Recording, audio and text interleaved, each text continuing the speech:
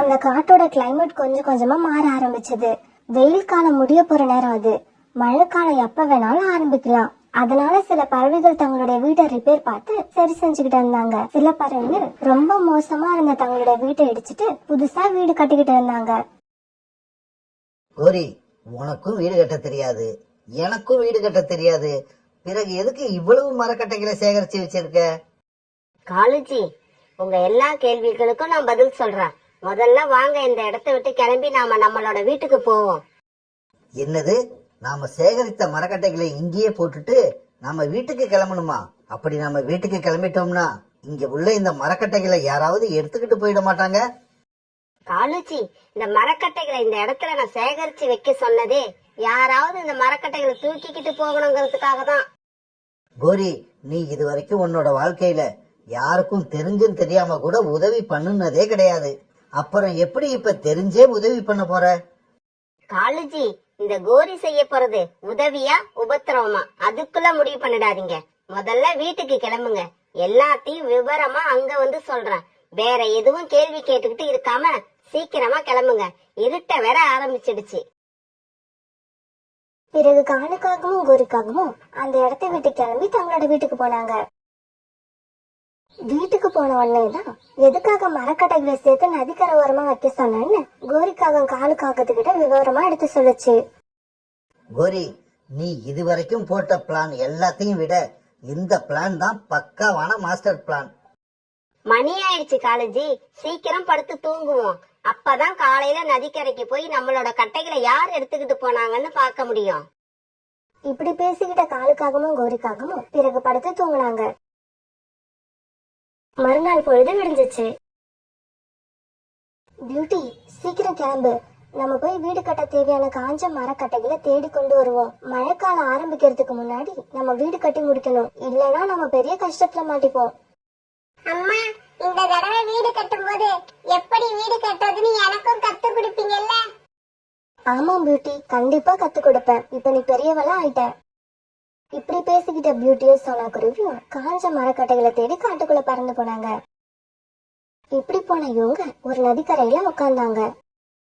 Beauty, காஞ்ச புற்கள் எங்க இருக்குன்னு நான் போய் பாக்குறேன். அந்த சமயத்துல நீ நல்ல காஞ்ச வலிமையான மரக்கட்டைகள் எங்க இருக்குன்னு பாரு. தன்னோட அம்மா சொன்ன மாதிரியே நல்ல வலிமையான காஞ்ச மரக்கட்டைகள் எங்க இருக்குன்னு பாத்துக்கிட்டே வந்த பியூட்டிக்கு நதி ஓரத்துல ஒரு இடத்துல நிறைய மரக்கட்டைகள் இருக்கிறத பார்த்தது. அதை பார்த்த உடனே பியூட்டிக்கு ரொம்ப சந்தோஷமாயிடுச்சு. உடனே தன்னோட அம்மாவுக்கு குரல் கொடுத்தது. அம்மா அம்மா, இங்க வந்து பாருங்க, நல்ல காஞ்ச வலிமையான மரக்கட்டைகள் இந்த இடத்துல நிறைய இருக்கு. பியூட்டியோட குரலை கேட்ட சோனா குருவியும் பிறகு அந்த இடத்துக்கு பறந்து போச்சு. பியூட்டி, இந்த மரக்கட்டைகள் எல்லாமே ஒரே சைஸா வெட்டி கரெக்டா கட்டி இருக்கு. இத பாக்கும்போது இந்த மரக்கட்டைகளை யாரும் எடுத்துக்கிட்டு போறதுக்காக வெட்டி கட்டி வச்ச மாதிரி தெரியுது. ஆனா எந்த காரணத்தினாலும் தெரியல, இங்கேயே விட்டுட்டு போயிட்டாங்க. எது எப்படியோ கண்டிப்பா இந்த கட்டைகள் அவங்களுக்கு தேவையில்லை. அதனாலதான் இதை இங்கேயே விட்டுட்டு போயிட்டாங்க. ஆனா இந்த கட்டைகள் இப்ப நமக்கு தேவைப்படுறதுனால நம்ம இதை எடுத்துட்டு போவோம். தன்னோட மக பியூட்டி கிட்ட இப்படி சொன்ன சோனா குருவி அந்த மரக்கட்டைகளை எடுத்துட்டு வீடு கடை கிளம்பி போச்சு. இப்படி எடுத்துக்கிட்டு போன மரக்கட்டைகளை வச்சு சோனா குருவியும் அது பொண்ணு பியூட்டியும் வீட்டை கட்ட ஆரம்பிச்சாங்க. பியூட்டி, எப்பவுமே வீடு கட்டுறப்ப 4 மூலையிலும் செங்குத்தா வைக்கிற இடங்களிலும் நல்ல மொத்தமான வலிமையான மரக்கட்டைகளை வைக்கணும். சிறிய மரக்கட்டைகளை படுக்க வாட்டத்திலேயே வச்சுதான் வீடு கட்டணும். அம்மா, அந்த காஞ்ச புல்லை எடுத்துக்கிட்டு வந்தீங்களே, அது எதுக்காக? பியூட்டி, வீட்டை கட்டி முடிச்சிட்டு வீட்டு கூரை மேல இந்த புல்லை விரிச்சு வச்சாதான் வெயிலோட சூடு நமக்கு தெரியாம வீடு எப்பவுமே குளுமையா இருக்கும். இந்த மாதிரி பேசிக்கிட்டே சோனா குருவியும் பியூட்டியும் இப்ப கிட்டத்தட்ட பாதி வீட்டை கட்டி முடிச்சிட்டாங்க. காலையில லேட்டா கண் வச்ச கோரிக்காகவும் அப்பவும் தூங்கிக்கிட்டு இருந்த காலுக்காகத்தான் வேக வேகமா எழுப்புச்சு. காலுஜி, என்ன இவ்வளவு நேரம் தூங்கிக்கிட்டு இருக்கீங்க?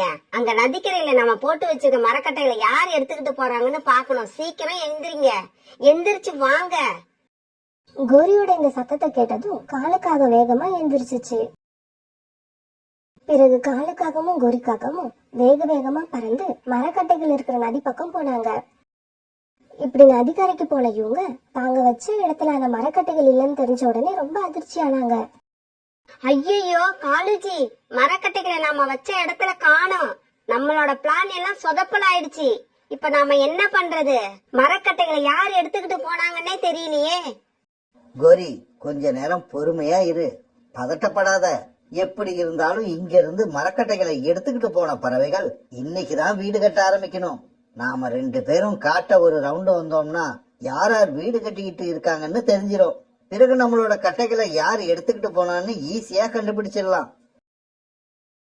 பிறகு அப்படியே காட்டுக்குள்ள பறந்து வந்த காலுக்காகவும் கோரிக்காகவும் புதுசா கட்டின வீட்டு வாசல்ல உட்கார்ந்து அந்த புறா கிட்ட போனாங்க. புறா, இந்த வீடு கட்ட உனக்கு மரக்கட்டைகள் ஏது? நாங்க நதிக்கரைகளை வெட்டி வச்சிருந்த மரக்கட்டைகளை காணோம். நீ அங்க இருந்து மரக்கட்டைகளை எடுத்துட்டு வந்துதான் இந்த வீட்டை கட்டினியா? கோரி, நான் இந்த வீட்டை கட்டி 2 நாள் ஆகுது. உங்க மரக்கட்டைகளை இன்னைக்கு நான் எடுத்துக்கிட்டு வந்து என்ன பண்ண போறேன்? புறா, நீ எடுத்திருக்க சான்ஸ் இல்ல, அத நானும் ஒத்துக்கிறேன். இருந்தாலும் உனக்கு தெரிஞ்சு வேற யாராவது எடுத்திருப்பாங்கன்னு சொல்ல முடியுமா? எனக்கு தெரிஞ்சு இங்க பக்கத்துல யாரும் எடுக்கிறதுக்கு சான்ஸ் இல்ல. இருந்தாலும் சோனா குருவி இன்னைக்குதான் வீடு கட்ட ஆரம்பிக்குது. மரக்கட்டைகளை சேகரிக்க இன்னைக்கு காலையில தான் காட்டுக்குள்ள போச்சுன்னு நினைக்கிறேன். வேணும்னா சோனா குருவி கிட்ட போய் கேட்டு பாருங்க. புறா இப்படி சொல்ல பிறகு கோரிக்காகவும் காலுக்காகவும் நேரா பறந்து சோனா குருவி கிட்ட வந்தாங்க. காகங்கள் அங்க வந்து சேர்ந்தப்ப சோனா குருவியும் பியூட்டியும் தங்களோட வீட்டை முழுசா கட்டி முடிச்சிருந்தாங்க. கோரி, நம்மளோட மரக்கட்டைகள் இதேதான். இங்கதான் இருக்கு நம்மளோட மரக்கட்டைகள், வேற எங்கேயும் போகல. நாம கஷ்டப்பட்டு வெட்டி வச்ச மரக்கட்டைகள் எல்லாத்தையும் சோனா தான் இங்க எடுத்துக்கிட்டு வந்திருக்கு. நான் வெட்டி வச்ச மரக்கட்டைகளை எனக்கு நல்லா அடையாளம் தெரியும். காலனா, எந்த மரக்கட்டைகளை பத்தி நீங்க இப்ப பேசிக்கிட்டு இருக்கீங்க? சோனா, ஒண்ணுமே தெரியாத மாதிரி நடிக்காத. இந்த வீட்டை கட்டுறதுக்கு உனக்கு மரக்கட்டைகள் ஏது? நதியோரத்துல நாங்க வெட்டி வச்சிருந்த மரக்கட்டையில தானே எடுத்துட்டு வந்த. ஓ, விஷயம் அப்படியா கோரியக்கா? இன்னைக்கு காலையில நானும் பியூட்டியும் மரக்கட்டைகளை சேகரிக்கிறதுக்காக காட்டுக்குள்ள போனோம். அப்ப நதி ஓரத்துல மரக்கட்டைகளை வெட்டி யாரோ கட்டி வச்சிருக்கிறத பார்த்தோம். சரி, யாரோ தேவைப்படாத மரக்கட்டைகளை இங்க விட்டுட்டு போயிட்டாங்கன்னு நினைச்சு நாங்க தான் இந்த மரக்கட்டைகளை எடுத்துட்டு வந்து இந்த வீட்டை கட்டணும். சரி சரி, இப்ப தெரிஞ்சிடுச்சுல்ல அந்த மரக்கட்டைகள் யாருதுன்னு. அப்புறம் ஏன் இன்னும் இங்க நின்னுகிட்டு இருக்கீங்க? அம்மாவும் பொண்ணு இடத்த விட்டு கிளம்புங்க. இந்த வீடு இனிமே எங்களோடது. கோரியக்கா, இந்த மரக்கட்டைகள் உங்களுதா இருந்தாலும் இந்த வீட்டை கட்ட நானும் பியூட்டியும் ரொம்ப கஷ்டப்பட்டு இருக்கோம். அதனால இந்த வீட்டை மட்டும் கேட்காதீங்க. வேணும்னா உங்களுக்கு புது மரக்கட்டைகளை எடுத்துட்டு வந்து தரோம். அதாவது உங்ககிட்ட இருந்து எடுத்த மாதிரி 2 பங்கு மரக்கட்டைகளை தரோம்.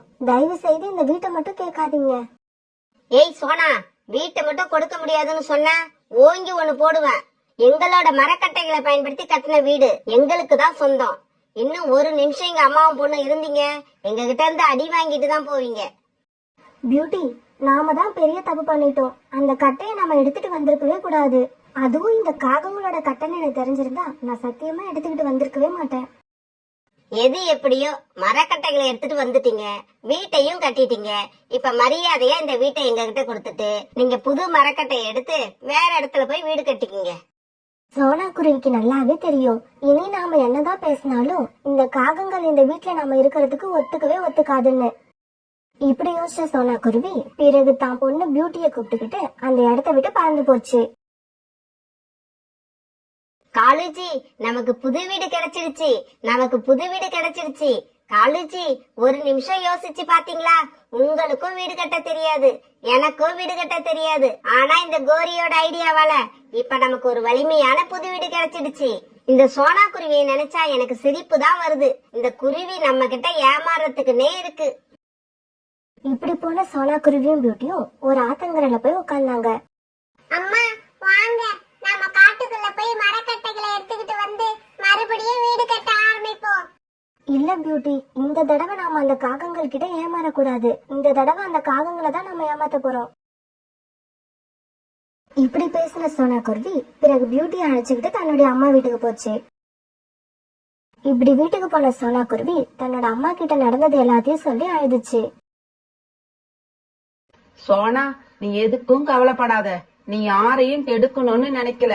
உனக்கு எல்லாமே நல்லபடியா தான் நடக்கும். நீயும் பியூட்டியும் எனக்கு ஈர களிமண் மட்டும் எடுத்துக்கிட்டு வந்து கொடுங்க. நீங்க நினைக்கிற மாதிரி வீட்டை நான் சீக்கிரமாவே கட்டி கொடுக்கறேன். காலுஜி, காலுஜி, அங்க பாருங்க, நம்ம கிட்ட வீட்டை கொடுத்துட்டு போன சோனா குருவி அவங்க அம்மாவை அழைச்சிக்கிட்டு வந்து அங்க ஒரு அழகான மண் வீட்டை கட்டிக்கிட்டு இருக்கு.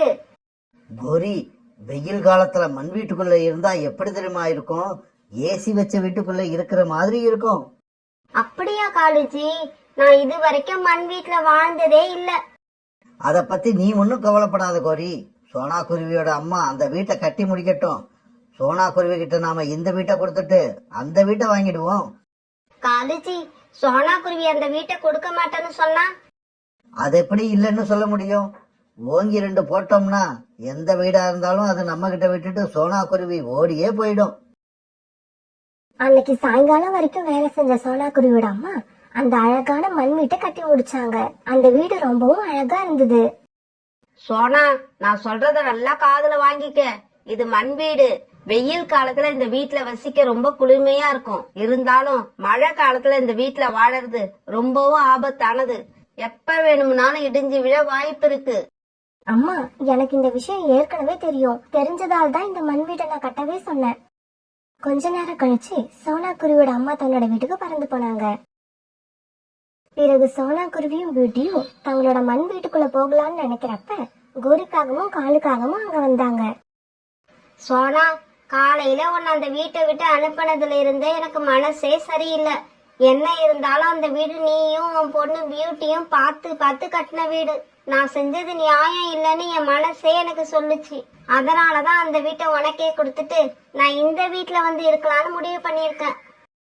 கோரி அக்கா, உங்க பேச்சையெல்லாம் நம்பி இந்த வீட்டை உங்களுக்கு நான் கொடுக்க மாட்டேன். 2 நாள் இந்த வீட்டுல இருப்பீங்க, எனக்கு மறுபடியும் அந்த வீடு வேணும்னு கேப்பீங்க. அதனால இந்த மண் வீட்டுல நானே இருந்துக்கிறேன். சோனா தங்கச்சி, தயவு செய்து இப்படி எல்லாம் சொல்லாத. இந்த வீட்டை நீ எங்களுக்கு கொடுத்துட்டேன்னா நாங்க அந்த மரக்கட்டைகளை வச்சு கட்டின வீட்டு பக்கம் இனிமே சத்தியமா வரமாட்டோம். கோரி, நீயும் சத்தியம் பண்ணு. ஆமா சோனா, நீங்க ஆசையா கட்டின வீட்டை நீங்களே எடுத்துக்குங்க. இந்த மண் வீட்டுல நாங்க இருந்துக்கிறோம். இது சத்தியம். கோரியும் காலும் இப்படி போட்டி போட்டுக்கிட்டு சத்தியம் பண்ண உடனே சோனா குருவியும் பியூட்டியும் ரொம்ப சந்தோஷமா தங்களோட மரக்கட்டைகளான வீட்டுக்கு போனாங்க. அங்க போய் ரொம்ப மகிழ்ச்சியா வாழ்ந்தாங்க. இப்படியே சில நாட்கள் நகர்ந்துச்சு. ஒரு நாள் கருமேகங்கள் எல்லாம் ஒன்னா திரண்டு வந்து பெரிய சத்தத்தோடு இடிக்க ஆரம்பிச்சது. பிறகு கொஞ்ச நேரத்துல மழையும் பெஞ்சது. காலுஜி, நாம இத்தனை நாள் இந்த மண் வீட்டுல வெயில்ல இருந்துதான் பாத்திருக்கோம். இன்னைக்குதான் முதல்ல மழையில இருந்து பார்க்க போறோம். அத நினைச்சாலே எனக்கு ரொம்ப சந்தோஷமா இருக்கு. ஆமா கோரி, எனக்கு கூட இப்ப நம்ம வீட்டுக்குள்ள 4 ஏசி இருக்கிற மாதிரி இருக்கு. இப்படியே பேசிக்கிட்டு இருந்த காலுவும் கோரியும் அப்படியே தூங்க போனாங்க. ராத்திரி பூரா பெஞ்சுக்கிட்டே இருந்த மழையில பாதி ராத்திரியில அந்த மண் வீடு கொஞ்சம் கொஞ்சமா கரைஞ்சி கடைசியா இடிஞ்சே கீழே விழுந்துடுச்சு. காலுஜி, நீங்க எங்க இருக்கீங்க? கோரி, நீ எங்க இருக்க? நான் இங்க கீழே கிடக்குறேன்.